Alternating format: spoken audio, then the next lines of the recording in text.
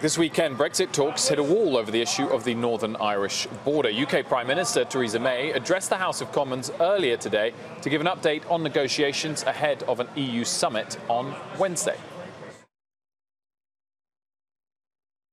We are entering the final stages of these negotiations.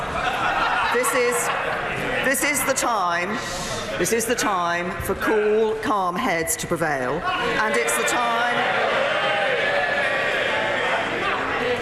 is the time for a clear-eyed focus on the few remaining but critical issues that are still to be agreed. I continue to believe that a negotiated deal is the best outcome for the UK and for the European Union. I continue to believe that such a deal is achievable.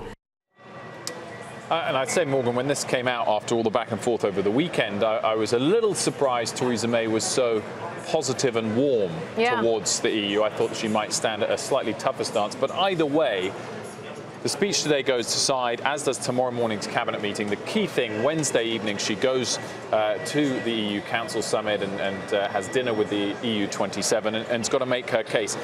Wednesday night and Thursday for the Council summit. If she fails to come back with some kind of significant progress on the all-important issue of the Northern Irish border, she'll be under a lot of pressure domestically. I wouldn't quite frame Wednesday and Thursday as make or break for whether we're going to have a no-deal Brexit or a deal Brexit, but it's potentially make or break for her.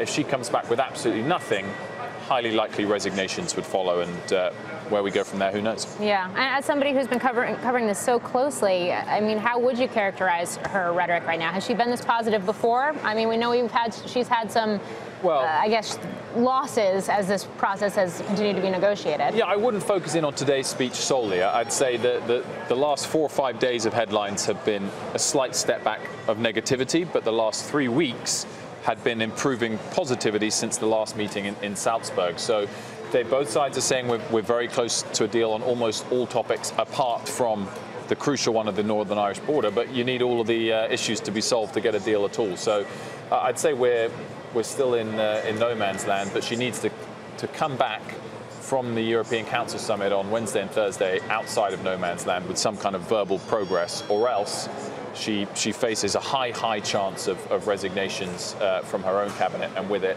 a threat to her leadership. But you know, there's positivity there to come back with a deal. We'll see. The pound hasn't gone back to its recent lows, so the market clearly thinks there's a bit of positivity to hold on to.